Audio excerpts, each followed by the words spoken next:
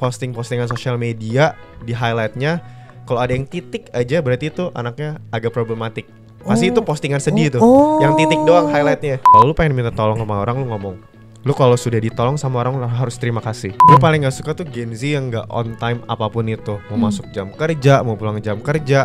Pulang jam kerja semua gitu ya. On time pasti ya. Iya. Kalau perlu belum jamnya pun pulang. Masih. Hai guys, di episode kali ini akan sangat berbeda karena kita kedatangan Gen Z yang juga entrepreneur. Betul. Gimana sih ceritanya Gen Z itu bisa mimpin Gen Z atau nggak mimpin yang lebih tua?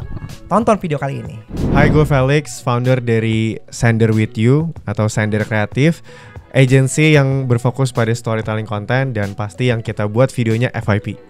So, kalau misalnya kalian mau tahu seluk-beluk Gen Z itu seperti apa, gimana cara menangani Gen Z, plus Felix mungkin akan membocorkan bagaimana caranya supaya kalian bisa FYP, wajib banget nonton episode kali ini. Stay tune.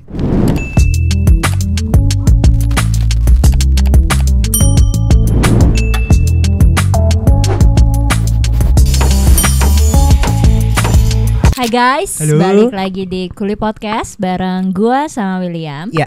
Hari ini kita kedatangan tamu istimewa. Kayak selalu istimewa deh. Karena kali ini kalau biasa kita sepantaran tamu-tamu kita. Sepantaran sekarang. Sepantaran. Sekarang kita lebih muda sih. kita lebih muda dari betul. tamu kita. Biasa gitu. sepantaran, sekarang kita akhirnya lebih muda. Akhirnya ya, kita Betul, punya betul. kesempatan ya. Yes, untuk ngobrol sama yang lebih tua. Jadi kali ini sesinya menarik karena kita mau ngelihat perspektif gitu ya. Dari generasi yang berbeda. Betul, karena kan kayak banyak narasi-narasi kan di sosmed itu sukses usia muda. Gitu. Kita kan juga sukses usia muda. Kita kan privilege. Betul, kami kaum privilege. Tapi ini juga lebih privilege lagi. Betul. Karena di usia sangat lebih muda lagi gitu. Kan tadi lu bilang dia lebih tua, sekarang lu bilang dia lebih muda, gimana Will? Oh iya, kalau gue interview udah gagal karena nggak konsisten ya. Capek. Jadi nggak usah panjang lebar, udah langsung kita panggilkan aja. Felix, halo. Halo. Keren. Ini by the Ada way, penonton bayaran ada hari penonton ini. bayaran kali ini lumayan ya. Fansnya rame. Felix rame di sini ya. Oke, boleh kenalan? Kenalan dulu deh. Siapa, pengalamannya apa, ada Oke. cerita seru apa enggak? Silakan. Sebelumnya, ini kan jam terbang podcast gue masih dikit ya. Heeh. Ini mata gue ke kameramannya ya? Kalau Enggak boleh usah, tahu. enggak Nggak apa-apa. usah. Nggak usah lihat-lihat kemana ya? Kita bertatapan aja. Oke, kita tutupan aja. Oke. Nanti ketahuan kameranya ada di mana aja. Oh iya. Oke. Jadi apa aja nama? Bebas lah, suka-suka. Bebas suka-suka, Pengalamannya. apa yang mau Kenalan. dikenalin? Oke. Status juga boleh kok. Halo teman-teman Kuli, namaku Felix. Sekarang usianya, tadi kan disebut usia mulu kan, biar nggak penasaran sama akhir usianya 22 tahun. Di tahun 2024 ini, April 23 April. Oh, sekalian promo tanggal Iya, ulang tahun promo ternyata, tahun guys. biar dikirimin. 23 tahun di tahun 2024 ini. Habis itu sekarang kesibukannya content creator dan juga handle short content agency sih. Oke. Kayak gitu. Karena kita bakal ngomongin tentang bisnis, managing, mau tahu pengalaman profesional, dunia profesional lo dong, apa? Oke, kalau dunia profesional mungkin dimulai tahun 2020. Aku kerja di salah satu perusahaan internasional, perusahaan China. Waktu itu jualan AC di sana. Perusahaannya aku sebagai social media spesialis sih. Jadi judulnya social media spesialis supaya bisa ngerjain semuanya. Kayak gitu. Jadi gak ada yang spesifik. Biasa bukan? Iya. Tipikal ya. Tipikal Social kuli media sekali spesialis, tapi memang. kuli ya. Iya, kuli. Berarti Iya. sebenarnya pengalaman pertama udah jadi kuli ya? Jadi kuli. Iya, Oke. iya, kuli. Terus? Jadi waktu itu memang masuk kerja pertama itu usianya 19 tahun. 19 tahun, belum lulus kuliah. Abis itu aku nggak tahu tuh kerjaan corporate kayak gimana. Terus akhirnya dipercayain megang 3 brand di sana. 3 brand, aku pikir tuh normal di korporat. Ternyata setelah ngobrol dengan teman-teman seusia saya, kayaknya lu Saya dipergunakan. Iya gitu. Tapi sebelum lanjut ya, gue pengen Iya. tahu. Kan lu bilang lu nggak kelar kuliah gitu. Kenapa? Oh iya, bukan nggak kelar kuliah sih. Tadi aku bilang masih kuliah pas Masih saat kuliah, itu. oke. Apa yang bikin lo mau kerja sambil kuliah Iya. waktu itu? Oke, aku ceritain semua dari awal ya. Iya. Jadi cerita ini dimulai di tahun 2018 gitu. Perlu ada efek-efek nggak nanti? Boleh. Oh. Lagu sedih ya sebentar Iya. lagi ya, tolong editor. Jadi 2018 keluargaku diberi kesempatan untuk merasakan pengalaman baru. Jadi waktu itu keluargaku bangkrut. Kayak gitu. Aku tidak menyalahkan keluargaku, tapi kebetulan memang hidup lagi seperti itu. Di tahun 2018 bangkrut, aku masih SMA 2. Jadi dimulai titik itu aku Di Jakarta tapi? Di Jakarta. Oke. Titik itu aku harus udah mikirin mau tinggal di mana, karena benar-benar rumah juga disita. Rumah disita, akhirnya tinggal di rumah oma. Dan aku harus lanjutin hidup itu pakai duit tabungan. Jadi kamu anak satu-satunya? Enggak, aku 3 bersaudara, paling gede. Habis itu dari 2018 aku udah mulai kerja. Waktu itu jualan jasa baju custom. Kebetulan pabriknya itu punya saudara. Jadi dulu memang aku udah niat kerja sih, udah ada arahnya ke sana jualan baju, tapi ke sekolah-sekolah. Jadi kalau sekolah butuh seragam, aku buatin kontrak buat sama gue ya, gue paling murahin deh dibanding kompetitor. Jadi waktu itu lumayan lah, bisa dapat 5 sampai 6 sekolah, terus beberapa kampus. Jadi pas SMA 3 tuh aku setengahnya dibiayain pakai duit sendiri sih. Wow. Iya. Terus titik balik selanjutnya itu challenge-nya itu di 2020. Jadi pas udah lulus SMA, akhirnya aku kuliah kan dengan bisnis baju yang ada. Waktu itu kerjanya masih bisa remote di Jakarta. Ada beberapa orang yang bantu ngurusin. Pas balik ke Jakarta, COVID. Semua sekolah nggak butuh seragam. Semua event nggak ada, aku nggak bisa buatin kan. Akhirnya di momen itu aku benar-benar titik terendah sih bisa dibilang ya. Udah numpang di rumah orang. Abis itu aku bukan dari keluarga yang tadinya dari keluarga yang lumayan, tapi pas bangkrut aku dititipin ke keluarga yang biasa-biasa aja. Jadi yang nggak terlalu bisa cover aku. Dan di situ aku benar-benar kerjain semuanya. Jadi pernah jualan risol, aku chat-chatin semua teman aku. Bikin sendiri apa reseller? Nonton YouTube-nya Will Goss waktu itu. Oh, Will Goss. Iya, Will Goss. Anda Jadi memberikan dampak buat anak kecil waktu itu ya. Anak kecil. Masih kecil waktu itu kan, masih 18 tahun. Jadi sempat jualan risol, sama jadi agen asuransi juga. Terus terakhir bener-bener nggak tahu mau kerja apa, aku ditawarin jadi SPB, jualan sepatu di mall. Iya, jadi sempat jadi ya merek besar, sepatu merek besar. Enggak sih, brand lokal juga. Oke. Waktu itu jualan sepatu di mall, buka jam 10, pulang jam 10 malam juga. Gitu. Jadi kerja 12 jam. Jadi waktu itu benar-benar yang di challenge itu ego sendiri. Karena tadi dari keluarga yang berada, terus tiba-tiba lifestyle berubah lah. Dan di situ memang paling sedihnya karena berasa ditinggal semuanya sih. Kayak orang tua harus kerja di luar kota.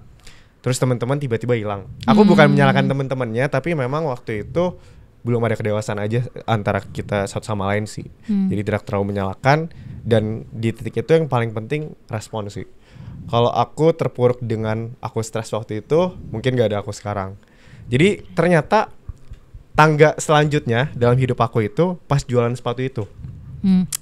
Ketika udah jualan sepatu, aku ditawarin untuk magang di tempat jualan sepatunya. Jadi buat konten gitu lah di TikTok. Karena waktu itu 2020 ya, TikTok itu masih nilai aplikasi yang kayaknya nggak ada value-nya. Iya, gitu. masih nyanyi lah ya. Betul. Jadi ya udahlah, lempar ke anak magang aja lah. Jadi waktu itu karena image-nya tentang kayak nari-nari dianggap receh, aku buat sesuatu yang beda. Aku coba bercerita. Jadi waktu itu memang jualan kita sepatu, tapi kita coba tunjukin identity sepatunya tentang berani melangkah. Kebetulan brand sepatunya punya Paya Sasinggi. Ya, Men's Republic. Jadi aku kerja di sana magang. Dalam sebulan aku berhasil achieve 50.000 followers. Nah, dari sana tuh akhirnya loh, kayaknya kok gue lumayan bisa nih bercerita sambil ngonten. Jadi waktu itu ceritain perjuangan orang lain, gimana mereka bisa berhasil, abis itu baru tapin produk ke sepatunya. Kayak gitu. Abis dari sana aku lanjut ke perusahaan internasional, berbekal aku magang sih. Tadi yang bisa achieve 50.000 followers itu di usia 19 tahun. Tapi berarti itu lo kerjanya sebagai full time yang di perusahaan internasional itu? Yes, full time. Oh, dia menerima lo sambil kuliah atau? Yes, menerima. Wow. Karena kebetulan waktu itu aku kuliahnya online kan. Aku kuliah di China, dan kebetulan perusahaan yang aku masuk ini perusahaan China. Jadi ada kolerasi lah. Iya. Oke. Agak-agak sedikit. Iya ya. Sedih ya. Ceritanya ya. Tapi menurut gue gini ya. Ya. Lu bisa artis sekarang, ya kan? Itu kan semua downfall moment. Iya. Ya kan? Banyak orang mikir gini, oh kalau mau sukses itu harus punya privilege. Harus punya modal. Menurut lu apa sih privilege lu? Mungkin pas orang tua ada dikasih sekolah yang lumayan, oke. Terus sisanya udah nggak ada sih. Ya benar-benar. Tapi menurut aku memang aku bukan manusia yang sempurna. Ini ada campur tangan Tuhan juga. Jadi memang waktu itu aku dibesarkan di keluarga agama Kristen, lumayan kental juga, dan aku rasa ada dampingan Tuhan juga sih. Ada dampingan Tuhan. Soalnya di masa terpuruk itu aku akhirnya menemukan hobi aku gitu. Aku suka lari, merenung dan baca. Jadi benar-benar buku yang waktu itu ngubahku banget itu judulnya The Power of Positive Thinking dari Norman Peale. Jadi di sana itu kita diajarin mengelola respon. Jadi walaupun aku ditinggalin, walaupun keluarga aku harus kayak gini, ditinggalin 2 adik yang menjadi tanggung jawab aku, tapi aku bisa sih lewatinnya. Kuncinya kayak kalau di buku itu ya belajar untuk bersyukur di setiap keberhasilan kecil gitu. Iya. Oke, biar nggak sedih amat. Biar nggak sedih amat. Ayo gimana? Dari proses bekerja lo di perusahaan internasional itu berapa tahun lo kerja di situ? Perusahaan internasional itu kurang lebih setahun. Abis itu aku di hijack ke perusahaan coffee chain. Sombong, di hijack dia. Di hijack. Ini hijack kan ini. Iya, jadi di perusahaan internasional itu aku jadi sosmed spesialis, terus dilimpahkan 3 brand China, 3-tiganya berhasil di TikTok. Nah, habis itu ternyata salah satu penontonnya owner coffee chain ini. Terus akhirnya lo di hijack. Iya, di hijack ke sana. Terus 3 bulan di sana, di hijack lagi. Dia mau sombong ternyata akhirnya gue gak jadi sedih deh kayaknya Will. Jadi memang tangga keberhasilannya memang dari konten sih. Coba-coba dan say yes to opportunity. Tapi berarti kalau dari perjalanan lo tadi core lo sebenarnya kekuatannya ujung-ujungnya di TikTok ya. Memang dari awal lo nguliknya TikTok berarti ya. TikTok dan storytelling dan bercerita gitu sih. Terus akhirnya titik balik sampai lo memutuskan gue mau bikin sendiri gitu kapan? Jadi abis dari hijackan kedua ini akhirnya gue ke BUMN. Ditawarin kerja di BUMN, belum lulus kuliah waktu itu. Dan itu udah di posisi gue di drop out dari kuliah. Karena waktu itu gak kekejar kerjaan dan kuliah sih. Tapi kalau masih diberikan kesempatan ke depannya, gue masih mau kuliah sih sebenarnya. Kayak gitu. Jadi dari kerja di BUMN itu kerjanya juga hybrid. Jadi gue bisa sambil konten pribadi. Nah habis dari BUMN, akhirnya konten pribadi setahun jadi content creator traveling. Waktu itu gue di sponsor Traveloka, gue bisa jalan-jalan se-Asia itu gratis plus dibayar. Bukan. Waktu itu. Sombong. Gue gak jadi sedih, gue merevisi. Tadi kan down deh kan, sekarang mulai flexing. Emang gitu ternyata triknya dia. Storytelling bagus cuy. Storyteller. Terbukti udah. Oke. Dari perjalanan jadi content creator itu, gue sudah merasa lumayan berhasil. Tapi rasa bahagianya kok belum cukup. Ternyata gue kemis 1 poin. Gue masih punya 2 adik yang gue besarin, tapi gue belum bisa share value gue. Mereka belum kerja atau mereka belum bisa dipergunakan gitu ya untuk menjadi pribadi yang lebih baik gitu. Akhirnya gimana untuk cara gue memfulfill rasa bahagia yang kosong ini? Jadi akhirnya gimana kalau gue suruh mereka kerja juga. Berawal dari admin gue, terus berawal dari editor gue, sampai sekarang akhirnya kita punya agency. Ternyata gitu. Berawal dari sebuah niat baik Koko ya, jadi akhirnya dia bikin agency. Keren juga ya. Cuma tapi berarti gitu. Gini, agency lu itu ada barang adik-adik lu? Yes, ada adik gue. Politik dinasti gak nih? Ke situ arahnya saudara-saudara. Berarti sampai sekarang masih kerja di situ. Kerja di sana. Tapi ya kalau ngomong dinasti enggak, karena mereka nggak megang shares. Langsung diklarifikasi. Iya. Oke. Kerja sama gue aja sih. Oke. Tapi gini, ketika lu tadi begini kan, lu menjadi content creator ya kan, lu udah happy kan? Iya. Duit banyak. Ya kan? Ngapain capek-capek gitu bikin usaha? Pahit gak usaha? Pahit lagi. Pahit. Lu lah pahit. harusnya lebih tahu pahit apa enggak usaha sama kerja. Ini dia banyak. Jalan tahun pertama sih ya. Tapi ya itu sih tadi yang aku bilang, kayak rasa bahagianya kayak kurang gitu. Aku masih worry kalau for long term. Menurut aku content creator itu cuma bertahan 2-3 tahun atau 4-5 tahun gitu. Tapi for long term harus punya satu bisnis kan. Saya punya bisnis. Satu bisnis yang perlu dibangun juga, plus ada adik-adik yang perlu kerjaan juga kayak gitu. Kalau gitu gue menanyakannya adalah tadi kan lu bilang karena rasa bahagianya kurang lengkap gitu. Ketika lu akhirnya punya si creative agency ini, bahagianya lu dapatkan paling banyak dari mana? Dari ketika kerja rame-rame itu bisa ngerasain sedihnya bareng-bareng, happy-nya bareng-bareng, ngerayainnya bareng-bareng. Terus kayak nggak ada gap waktu kosong yang kayak bisa bengong nggak ada kerjaan gitu loh. Kayak gitu. Jadi seberapa? Lanjut. Jadi pas jadi content creator itu kan aku content creator traveling. Jadi ketika ada waktu kosong yang kayak aku lagi nge-review kafe terus diam aja, itu rasanya kosong banget, sendirian banget. Karena memang aku nggak bisa nerbangin teman-teman aku kan, kayak gitu. Dan waktu itu ya cukup berasa stuck aja sih di satu titik gitu. Seberapa besar sekarang tim lo? Kita mulai 5 orang di bulan Mei tahun lalu di 2023. Sekarang per Januari 2024 ada 25 orang. Setahun aja belum lo cuy. Iya coy, keren sih. Keren ya. Bisa 25 orang. Range usia tim lo kira-kira dari berapa sampai berapa nih? Karena kan tadi lo bilang lo 22 nih. Sedangkan kayaknya kalau udah masuk dunia kerja kan sekarang kisaran umurnya luas ya. 24 ada dari minimal. Iya, lulus terus sampai ke 30-an bahkan ada gitu. Kalau range umur tim lo berapa?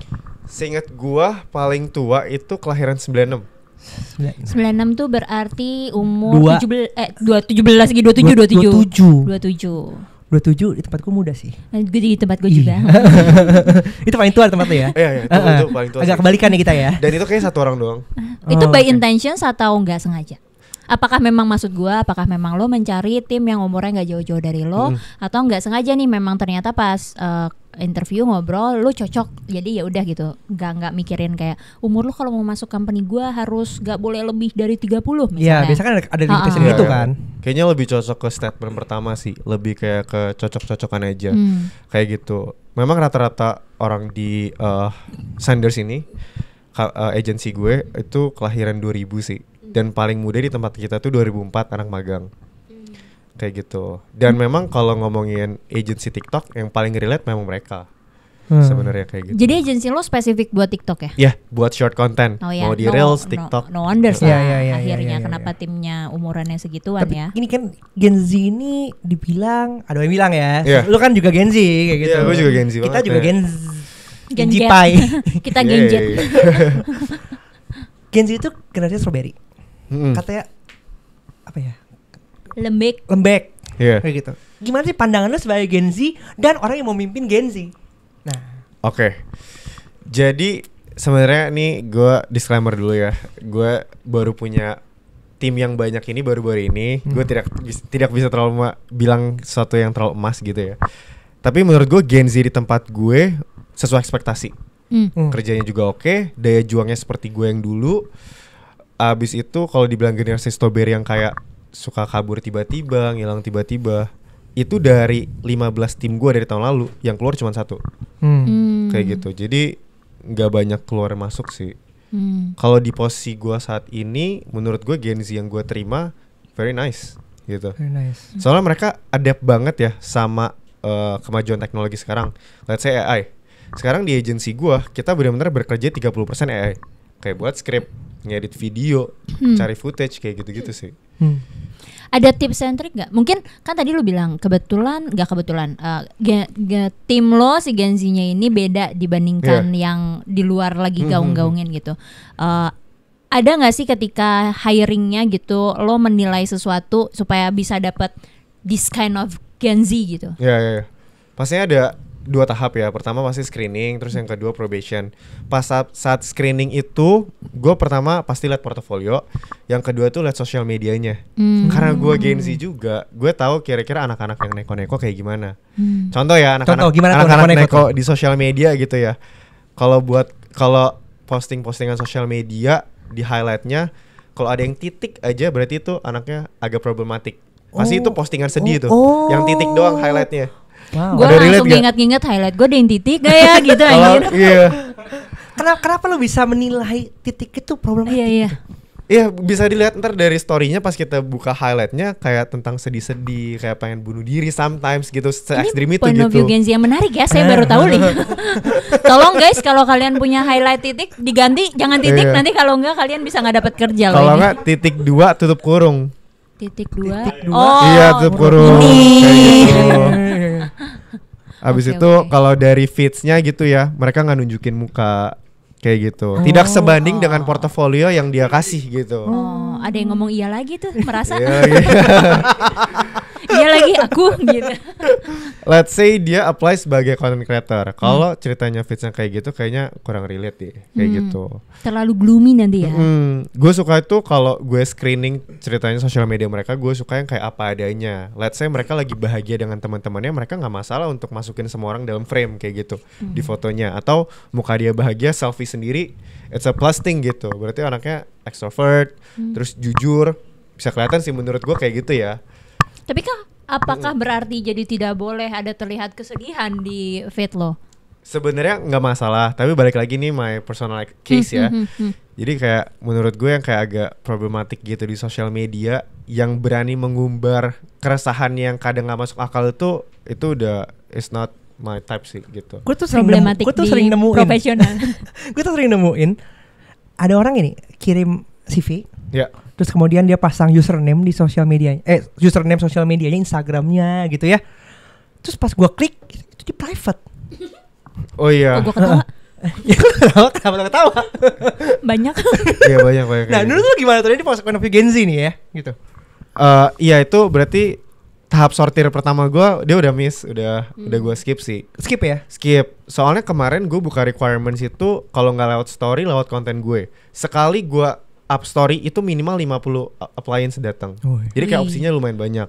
Terus kalau gua kemarin share konten di TikTok itu yang apply ke senders itu 300 dalam kurang lebih seminggu lah. Sehari ada 100 email masuk kayak gitu.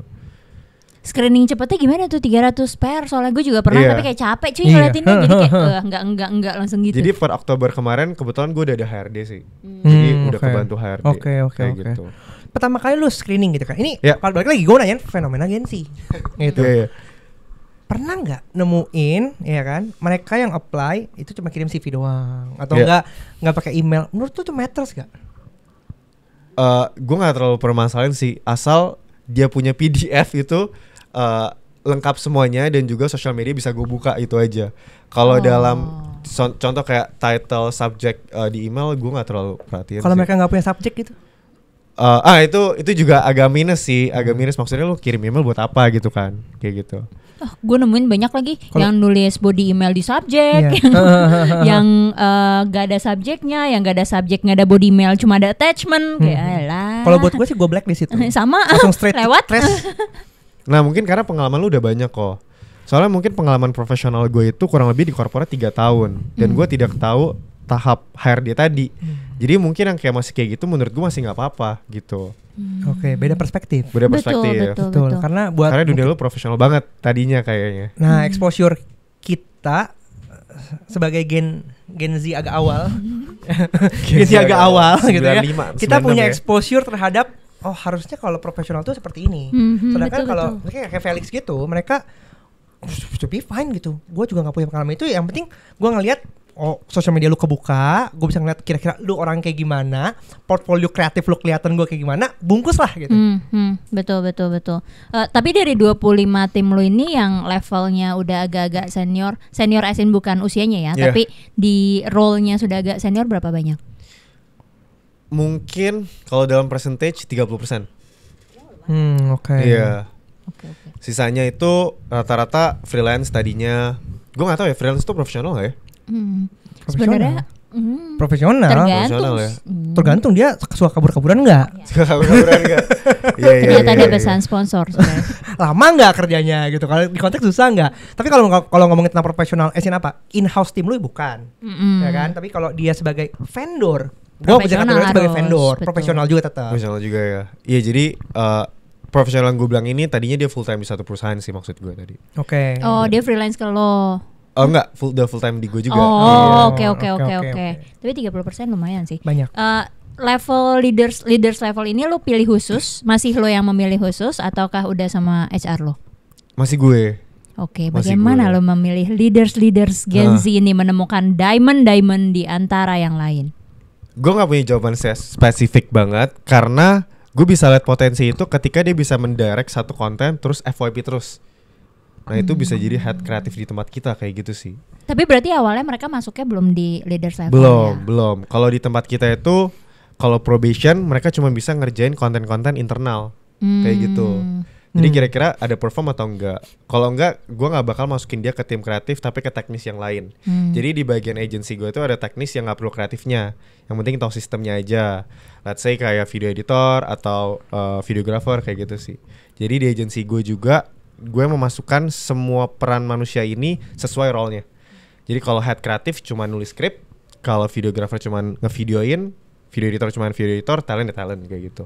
Kalau dia potensial baru lo naikkan jadi kayak kayaknya lo bisa lead nih untuk bagian ini gitu. Oh ternyata gitu. Menggunakan jenjang karir. Ya keren caranya. Ternyata. Tadi kan ada beberapa tim lo yang umurnya lebih tinggi dari lo ya, lebih tua dari lo kan ya. Ini pasti ada nggak kayak pemikiran yang berbeda gitu. Probably kayak beda gap sedikit aja kan udah beda tuh pemikirannya kan. Apalagi satu, lo nih lebih muda. Sedangkan mereka udah lebih tua. Probably ada experience atau pengalaman mereka yang mungkin gak sejalan dengan pemikiran lu tuh. Gimana lu ngatasin konfliknya? Oke, jadi kebetulan karena gue lumayan expert di bidang gue, ini gak self claim ya, karena gue juga ngajar kelas TikTok gitu. Gak lu udah proven juga gak apa-apa. Iya, jadi kayak gue udah lumayan expert di bidang gue, gak ada yang terlalu bantah gimana sih. Paling cuman yang dibantahkan mungkin kayak sistem kerjanya aja. Bisa gak file gue mulai dari sini atau dari sini gitu. Bisa gak kayak gue shot dulu baru nulis skrip. Misal kayak gitu. Oh gak apa-apa, lu buktiin aja cara lu bisa atau enggak. Kayak gitu sih. Gue lebih kayak listen first juga sih. Bukan yang gue selalu bilang kayak cara gue paling benar. Kayak gitu. Berarti dia tipe yang kayak lu coba mah silakan asalkan itu terbukti ada outputnya ya boleh-boleh aja. Harus bisa tanggung jawab juga. Lo belajar dari mana untuk menjadi seorang leaders yang kayak gitu? Kalau leaders banget itu gue pertama kali dipercaya itu di perusahaan internasional yang tadi gue bilang. Karena gue pegang 3 brand. Tadi yang gue kerjain sendiri. Gue benar-benar sendiri tadi. Gue jadi talent iya, videographer iya, nulis skrip iya, ngedit juga iya. Jadi karena gue bisa megang 2 brand, akhirnya gue dikasih tim 1. Akhirnya udah bisa megang 2 brand ini secara benar, dikasih lagi tim sampai akhirnya 5 megang 3 brand. Kayak gitu. Untuk leadershipnya sih karena gue Gen Z ya. Gue tahu ini Gen Z itu pengen didengar, suka ditantang, abis itu juga suka nerima reward. 3 hal ini sih yang kayak gue terapin juga. Jadi kayak gue kasih trust ke mereka, gue dengar mereka, gue kasih target, gue kasih challenge. Abis itu kalau mereka berhasil, gue kasih reward. Gue sangat tidak apa-apa untuk kasih reward kayak gitu. What kind of reward yang biasanya lo kasih ke tim lo? Realistis sih pasti uang. Bonus-bonusan gitu ya. Coba kayak tolong gitu. tadi dicatat 3 yang dicari oleh Gen Z. 1 apa? Waduh, gue diuji lagi anjir. Pengen didengar. Kedua pengen di challenge. Iya. Kasih kan? kepercayaan ke mereka. Sama reward. Betul gak? Ini Gen Z loh ya. Lo Betul gak? Gen Z gimana? Coba tolong. Betul gak? Betul ya? Oh iya, oke. Betul-betul aja lu. Nomor 3 ya betul. Elah, ternyata pesannya ke situ doang yang ditangkap. Tapi berarti dia mempunyai privilege karena dia datang dari generasi yang sama. Jadi dia mengetahui nih sebenarnya kebutuhan Gen Z itu apa sih yang dicari gitu. Jadi kita malah bisa belajarnya dari situ ya. Ada strategi khusus nggak? Tapi tadi udah dibilang ya ada reward ya. Ada reward tadi kan. Kalau misal, tapi untuk memaintain tim Gen Z lo itu sendiri, maksud gue kan kalau misalnya masalah challenge kan ujung-ujungnya lo akan muter otak terus untuk terus memberikan challenge buat mereka ya. Pernah nggak ada sampai di satu titik di mana lo merasa anjir harus apa lagi ya supaya mereka tetap ter-challenge? Itu kan another challenge buat business owner ya. Iya. Kalau challenge atau target itu kan pasti kita set ya. Para brand owners pasti set di akhir tahun kira-kira tahun depan challenge-nya apa. Itu so far masih ada sih. Let's say kalau kita ngomong agency, berarti kita ngomong kalau mau bisnisnya mau ke samping atau ke atas gitu ya. Mau ke quality atau ke masa mau berapa banyak gitu. Kalau aku masih yang ke berapa banyak quantity brand yang tetap aku mau ambil sih. Jadi challenge-nya masih ke quantity lah. Quantity dan banyak FYP gitu. Kalau di agensiku. Sombong. Kalau di agensiku banyak yang FYP. Kalau sombong tuh penting. Karena kalau lu nggak sombong, asal sombongnya ada yang beneran bisa disombongin ya. Bener. Sombongnya tuh di backup dengan memang kayak gitu yang bisa gue sombongin kayak gitu. Daripada sombong kosong. Tapi berarti tim lo kan semuanya Gen Z nih. Sedangkan di luar kan banyak yang berita-berita mengenai Gen Z yang aneh-aneh. Tadi kan lu bilang kayaknya tim lo enggak deh. Tapi pernah nggak lu nemu ada di tim lo yang ternyata kayak kok gini sih gitu? Pernah nggak? Oh pasti ada banget. Gue inget banget, gue tuh nerima 2 Gen Z yang red flag. Gue paling gak suka tuh Gen Z yang gak on time apapun itu. Mau masuk jam kerja, mau pulang jam kerja.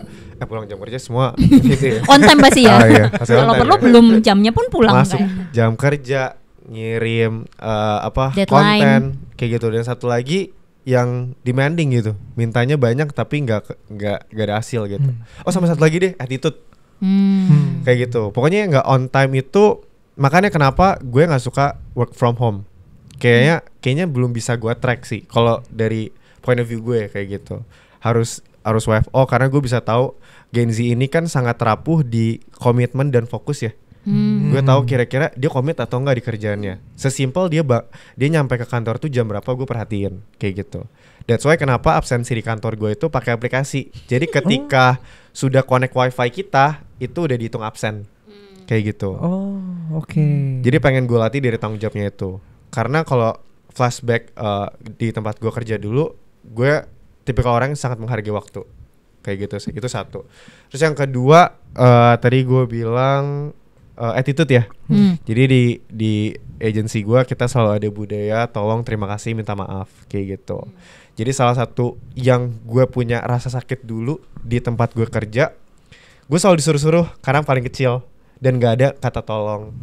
Terus dan gak ada kata maaf jika salah. Abis itu ya kayaknya karena gue paling kecil dulu, gue selalu di bahan uji coba. Vel, lu cobain divisi ini dong, atau Vel, lu cobain itu dong, kayak gitu. Karena dulu gue gak punya pilihan, karena dulu gue harus kerja. Kalau enggak ya sesimpel gue gak bisa makan atau adik gue gak bisa dapet jajan kayak gitu. Jadi ya budaya attitude tuh penting di tempat kita. Kalau lu pengen minta tolong sama orang, lu ngomong. Lu kalau sudah ditolong sama orang, lu harus terima kasih. Dan ketika lu bisa nolong tanpa disuruh, menurut gue itu plus point kayak gitu. Kayak gitu sih. Dan gue lihat beberapa budaya ini akhirnya berhasil sih. Dan kita udah mau jalan setahun dan gak pernah ada drama di kantor kita. Kayak gitu. Karena kita respect each other kayak gitu. Walaupun gue lebih muda daripada mereka. Kayak gitu sih. Menurut gue plus point ya, bahwa Felix ini menggunakan pengalaman buruknya dia dulu itu untuk memperbaiki kayak gitu. Kalau gue ngalamin ini, ya nextnya jangan kayak gitu. Dimana mungkin umur Gen Z kayak gitu, mereka kan terlalu urakan kayak gitu kan. Yang mereka kayak pengennya free, pengennya ini, tapi justru lu bisa punya point of view yang kebalik gitu. Menurut gue kayak itu menarik gitu, karena ya pengalaman hidupnya turns out jadi sesuatu yang positif justru malah ya. Betul. Tapi tadi lu bilang di agensi lo di Sanders berarti malah WFO kan. Sedangkan kan yang sekarang dicari-cari oleh Gen Z adalah WFH gitu. Fleksibilitas, bisa kerja di mana-mana. Susah nggak lo nyari tim? Enggak sih, buat case itu kayaknya enggak. Tapi waktu itu ada yang minta untuk WFH dan gue kasih dengan beberapa tanggung jawab dan checklist yang dia harus kerjain. Tapi dari 10 checklist, let's say sehari dia gak kelar gitu. Dia mungkin kerjain 80%. Dan itu tiap hari kayak gitu. Dan akhirnya di akhir bulan baru kejadian ada klien yang keluar gara-gara satu orang ini. Kayak gitu. Gara-gara kerjanya gak bener ketika dibawa pulang. Ya udah sih, ya akhirnya SP1 gue kasih dia peringatan. Dan gue kasih juga masukan pastinya, gue kasih kritikan. Kalau lu mau lanjut, lu harus masuk kayak gitu. Dan akhirnya nggak ada budaya WFH sama sekali di tempat kita. Nah, sebagai Gen Z ya, sebenarnya punishment apa sih yang menurut lu, point of view juga gitu, kayak oh ini make sense kok buat Gen Z gitu, acceptable. Dan beneran memberikan efek jerah, karena kan yang penting punishment tuh memberikan efek lo nggak mau atau nggak berani ngulangin lagi gitu kan. Mungkin kalau dari gue sendiri, biasa gue agak kacangin. Biasa orang yang merasa left out di Gen Z itu dia bisa sadar karena mentalnya kusik. Agak kusik kata gitu. Gen Z silent treatment nih nanti. Agak silent treatment silent gitu. treatment ternyata bos gue cuy gitu. Udah cuekin. Agak kayak gue gak marah di depan dia, tapi agak gue cuekin aja kayak gitu. Dan biasa dia sadar sih. Dan mungkin hari ketiganya gue ajak ngobrol dan gue kasih tahu kenapa gue bisa kayak gini ke dia kayak gitu. Terus yang kedua lebih realistis ya pastinya gaji kayak gitu. Diapain gaji? Ada pemotongan. Iya soalnya kita gaji ada yang fix dan variabel. Variabelnya ini yang dia tidak dapatkan. Iya, variabel ini yang dia tidak dapatkan. Bukan pemotongan kayak berarti gitu. cuma nggak dapat variabel yang bonus. Iya, bonus kayak gitu. Oke. Kak Dwina kayaknya marah ya? Kenapa tuh? Enggak kan kayak itu pasif agresif gitu. Iya. Mancing-mancing Gen Z gitu kayak. Bener-bener. Kak Dwina marah deh. Enggak kan gue silent treatment, gue nggak jawab berarti. Lex. Satu hal yang menarik ya. Tadi kan lu bilang bahwa ketika lu buka rekrutmen itu banyak banget yang daftar, ya kan? Dan kita pernah ngobrol juga bahwa salah satu kunci kenapa Sanders bisa dapat traction itu karena orang tahu Felix. Sebenarnya tuh seberapa penting sih seorang business owner saat ini untuk bangun personal branding, gitu, terutama di sosial media, karena banyak nih kalau seangkatan gue gitu ya, banyak yang mereka nggak mau gitu muncul muka, nggak mau memperkenalkan diri, males gitu bikin konten gitu. Tapi kalau dari point of view kayak di tiap episode William akan terus membawa ini deh supaya gue harus sabar sepertinya. Point of view Gen Z untuk melihat bahwa sosial media tuh penting banget gitu kalau terutama lu mau bikin bisnis. Ya. Menurut gue personal branding tuh memang penting banget. Tapi yang lu tanya ini kira-kira yang di challenge itu personal branding untuk yang belum punya tapi usahanya udah jalan atau yang baru mau jalan? Dua point of view lo terhadap dua hal itu gimana? Waduh. Salah kalau nanya. Iya, kalau yang sudah ada bisnis dan pengen punya personal branding itu lebih oke banget. Karena menurut gue personal branding itu munculin value lu gitu di sosial media. Munculin kayak image lu kayak gimana sih terhadap brand, dan brand lu kayak gimana kalau ada personal brandingnya. That's why kenapa Human sekarang ownernya sendiri udah ada personal branding kayak gitu kan, ngebahas strategi marketing dan lain-lain kayak gitu. Kayak gitu menurut gue penting sih. Tapi untuk yang pengen mulai bisnis, menurut gue personal branding udah wajib. Udah wajib, apalagi sekarang di trend short video ya, kayak gitu. That's why kenapa banyak sekarang klien yang masuk ke gue 40% pengen di personal brandingin. Oh, mereka malah minta? Mereka minta, bahkan yang udah jadi content creator, centang biru. Oke.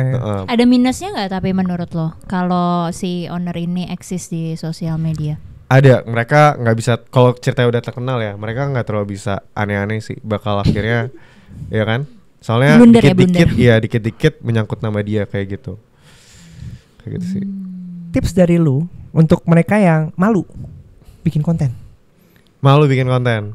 Oke, sekarang sebenarnya bikin konten tuh nggak perlu ada muka, tapi memang agak sedikit lebih sulit. Kita bisa lihat case-nya Code Blue, tadinya nggak ada muka kan, tapi niche-nya apa?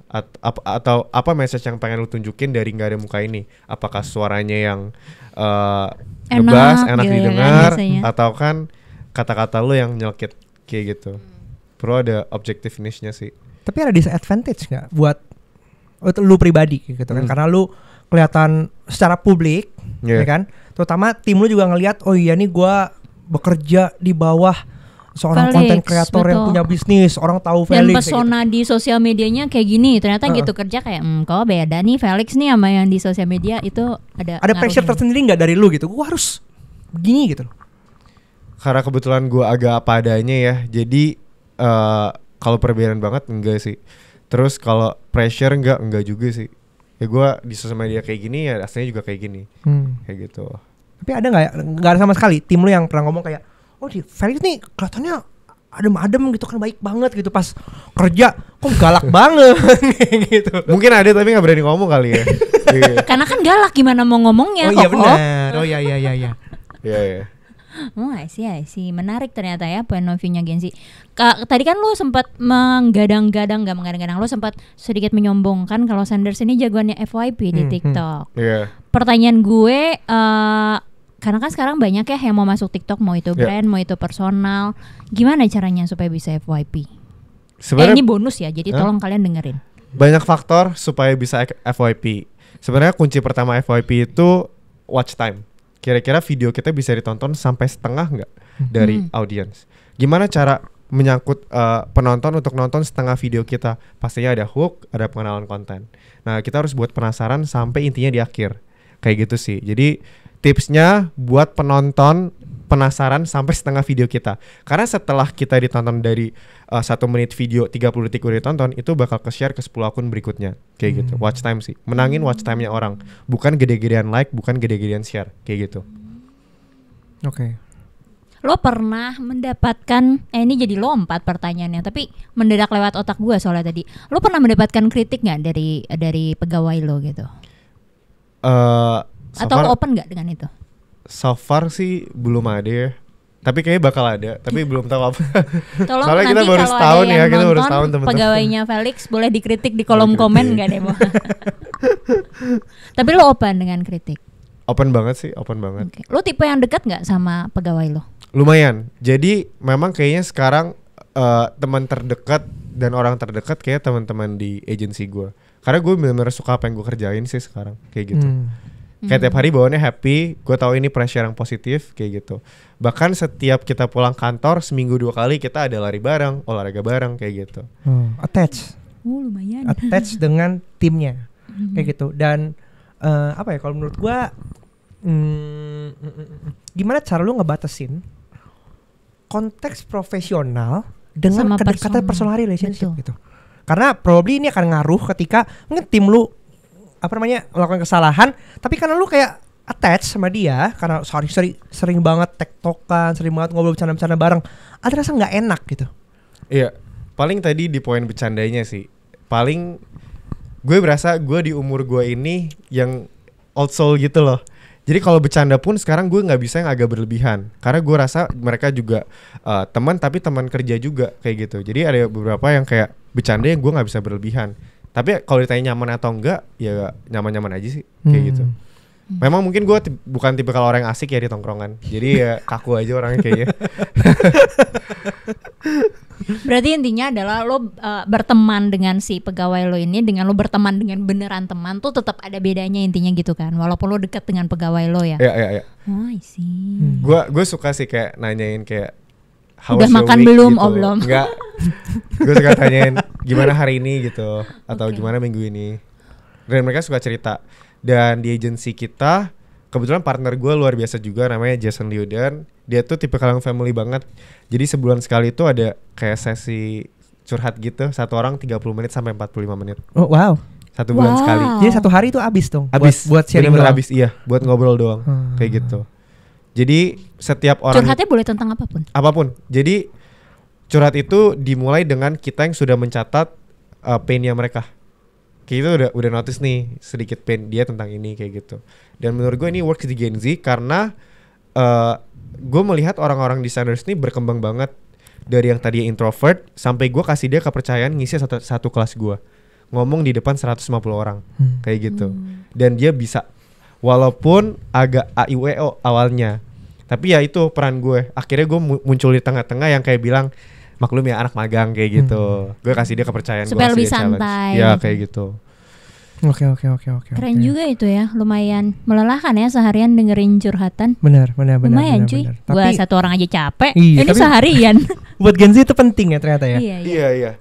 Kayak banyak hal yang kayak gue nggak tahu kenapa dia melakukan kesalahan itu. Ternyata setelah cerita dan kita ngobrol, dia tidak pernah mengulangi kesalahan itu lagi gitu. Wait, si curhat session ini tuh one on one atau? One on one. Oh. One on one. Tapi kantor lu tuh emang kalau gue lihat dari iya. open space kan? Iya open space. Jadi kayak satu lantai gitu kan kebetulan gede ya. Gede ukurannya nggak tahu ukuran berapa. 210. Ya gue di sini gue dua gitu sama partner gue semuanya kerja di depan gue gitu sama Jason. Ada yang ngintip nggak gitu kayak itu ngomong apa gitu. Kita penasaran misalnya kepo gitu kan sih. Iya. Gue sama Jason kebetulan bukan orang yang suka ngomongin tim ya maksudnya depan orangnya gitu. Mereka lagi curcol gitu kan depan lu kan, one on one gitu kan. One on one-nya di ruangan enggak. Oh, ada di ada ruangan 3. khusus. Ada lagi. Oh iya. Iya dong, kalau enggak kedengeran lu curhat apa dong. Makanya kan gue pikir kan kayak gitu. Jadi gini kok yang di situ kayak gimana tuh gitu kan. Epic. Oke, sebenarnya berarti singkatnya kalau dari sisinya Felix sebagai Gen Z juga ternyata banyak point of view dari Gen Z yang tidak terpahami trik-triknya, jadi tidak tahu bagaimana cara mengakomodir kemauannya si Gen Z ini ya.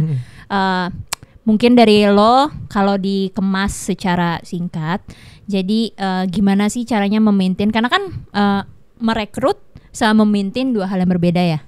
Bagaimana cara lo memaintain si Gen Z ini supaya tadi lo sempat bilang juga turnover lo kecil banget, baru 1 doang gitu selama keberjalanan bisnis lo. Gimana cara lo maintainnya spesifik? Apakah curhat session itu menurut lo penting ataukah ternyata ada hal lain yang mungkin di sini banyak business owner yang masih frustasi menghadapi Gen Z? Ada nggak gimana cara maintainnya? Cara maintainnya yang pertama tadi gue punya sebulan sekali one on one session bareng mereka. Gue mendengarkan apa keluh kesah mereka, kenapa performanya turun. Kalau performa naik gue juga kasih mereka reward. Terus yang kedua gue kasih sebentar gitu udah ada HR yang lakuin masih lo? Iya. Oh wow. Kalau ini gue pengen tahu dan gue mau dengar mereka satu-satu sih. Oke. Wow, kayak gitu. Oke, lanjut boleh. Dan ini privilege karena seumuran, jadi mungkin ngobrolnya enak lebih juga. Enak iya, ya. lebih enak. Terus yang kedua, gue selalu ingetin visi misi kita sih, visi misi kita dan target perusahaan di tahun itu gitu. Soalnya gue selalu percaya kalau kita di-trigger dengan target, di-trigger dengan visi, kayak kita tetap fokus sih. Part of vision. Men-challenge si Gen Z-nya ya dengan Iya. lokasi target terus sama yang sesuai sama visions ya. Kayak di tahun ini semoga bisa ya gitu ya. Di tahun ini gue pengen nerbangin 10 sendirian terbaik sih ke Thailand gitu. Kayak gitu rewardnya, salah satu rewardnya. Oke. Gue apply apa? Jadi Gua apply apa? sendirian. Lumayan Thailand coy. Iya, biar dapat ke Thailand. Bisa lah kita lah. Iyalah, coba ya. Coba lah ya. Jadi Boleh apply Gen Z ya. Boleh apply. Nanti kalau ada lowongan boleh tolong diinfo. Ayo yang mau masuk boleh. Lagi buka lowongan tapi? Buka-buka aja sih, kita lagi tetap buka. Kemana kirim CV-nya? Ke Lah mendadak pada semangat kemana Ini kirim enak nih. CV-nya? Pindah semua kita apply. Satu company. Satu company pindah. Sama William-nya. Sama William-nya. Enak Yang sedih, aja sama lu. guanya. Kalian pindah bukan berarti pisah, Williamnya ikut. Ikut coy. Kemana kirim CV-nya kalau mau apply? ke sosial media gue aja dulu. Oke. Di sana ada highlight story gue yang tulisannya hiring. Ntar kalian lihat aja kira-kira gue lagi butuh apa di sana gitu. Felix.alex. Tapi highlight tuh nggak titik itu kan? Oh enggak, cuman titik ditambah smile aja. Oh iya. Tapi Mirip dong. Oke. Seru banget ngobrolannya karena jadi mengetahui lebih dalam ya mengenai Gen Z ya. betul. Sesi kali ini berbeda gitu. Gen karena Z kita banget. Mengulik Gen Z banget gitu yang ya banyak orang yang mempermasalahkan itu. Mungkin abis ini kita bisa cari Gen Alpha kayak. Belum ya? menarik, belum sih belum. Tapi ya. Kalau dari kalian Masih ada SMP. rekor. Tapi siapa tahu ada yang udah ada di Iya, siapa tahu ada yang lebih bisnis tertentu Oh, iya. bisa sukses, aja. loh. usia lebih muda dari lu gitu. Bisa. Bisa. Abis ini kita cari Gen Alpha. Oke, kalau misal kalian juga punya komentar terhadap episode ini, kalian juga bisa tulis kolom komen atau enggak kalau misalnya ada pertanyaan-pertanyaan yang terkait Gen Z Gen Z bisa gitu. dijawab sama Felix nanti. Betul. Nanti kita bikin sesi kedua lagi kalau misalnya kalian pengen Felix muncul lagi di sini. Betul, Oke? untuk mengetahui lebih dalam mengenai Gen Z dan seluk-beluknya. Iya. Gitu aja, jangan lupa di-like, jangan lupa di-share ke teman-teman kalian, terutama mereka atau leader-leader kalian yang rasanya gak bisa Tidak mengerti maunya kalian. Nah, itu iya. Sampai jumpa di video selanjutnya. Thank you Felix. Bye.